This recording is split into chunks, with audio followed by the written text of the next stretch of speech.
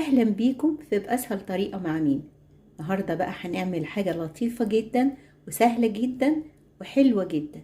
هنعمل كب كيك حادق في منتهى الجمال، حاجة كده هشة وجميلة، ينفع بقى في الفطار، في العشاء، مع كوباية الشاي في المغربية، ينفع في المدرسة مع الولاد، واخديه معاكي الشغل. يعني حاجة روعة، وكل الحاجات اللي نستخدمها عندك في البيت. يلا بينا نشوف هنعمل ايه. بسم الله الرحمن الرحيم. بولة غويطة هحط حوالي 3 كوبايات من الدقيق متعدد الاستخدامات، وحط عليه باكو من بيكنج باودر او معلقة كبيرة مهرمة بيكنج باودر. هخلط الكلام ده مع بعض. هحط معلقة صغيرة من الملح ورشة بسيطة كده من فلفل اسود، وهنقلب الكلام ده كده مع بعضه بكل سهولة. وبعد كده هنجيب واحدة زبادي وهننزلها على الخليط بتاعنا دوت.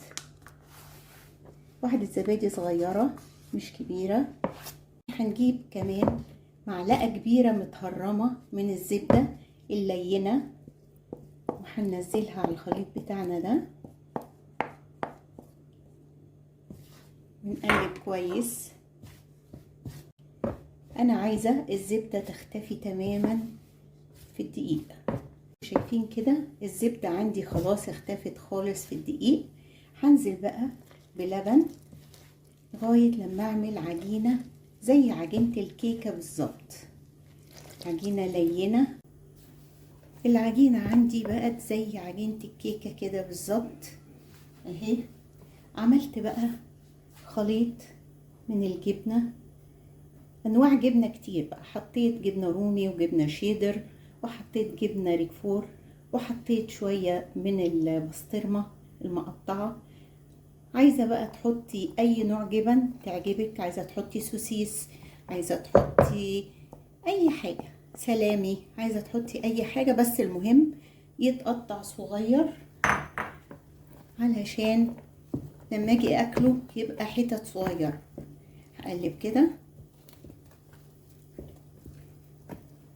زي ما انتوا شايفين. هضيف كمان شوية زيتون اسود او اخضر لو عندك، اللي عندك حطيه. ما عندكوش فكرة بتبقى حلوة ازاي؟ حلوة بقى في الفطار، حلوة في العشاء جنب كوباية الشاي كده المغربية، مع الولاد في المدرسة، على البحر في الصيف، حاجة كده تحفة. هنبتدي بقى نحطها في القوالب بتاعتنا. عايزة تحطيها في قالب كيك عادي ينفع، عايزة تحطيها في القوالب بتاعت الكب كيك ماشي الحال.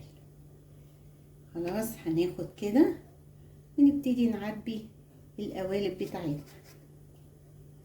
طبعا مش للاخر، لازم اسيب مسافة علشان هي هتعلى مع الخبيز كده اسهل اهو.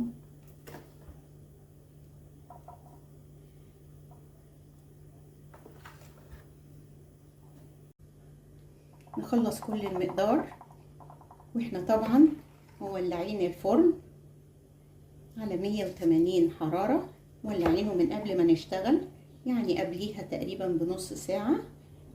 وهدخل القالب بتاعي على 180 لغاية لما يستوي زي الكيكة بالظبط.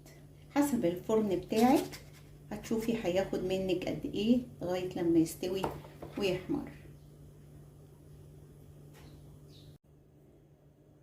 الكب كيك بتاعنا طلع خلاص من الفرن، شكله في منتهى الجمال، طري جدا وهش جدا. يعني بصوا بصوا زي السفنجة بالظبط. تعالوا بقى نشوف كده هيبقى عامل ازاي لما نقطعه كده.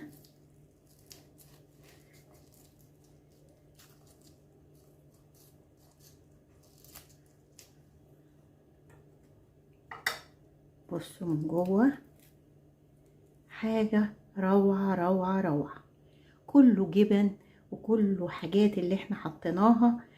حطينا الجبن وحطينا الزيتون وحطينا البسطرمة، حاجة خطيرة. جربوه ومش هتندموا. من عجبكم الفيديو ما تنسوش اللايك والشير والاشتراك في القناة عشان يجيلكوا كل جديد. ودي كانت طريقة عمل الكب كيك الحادق بأسهل طريقة مع ميم.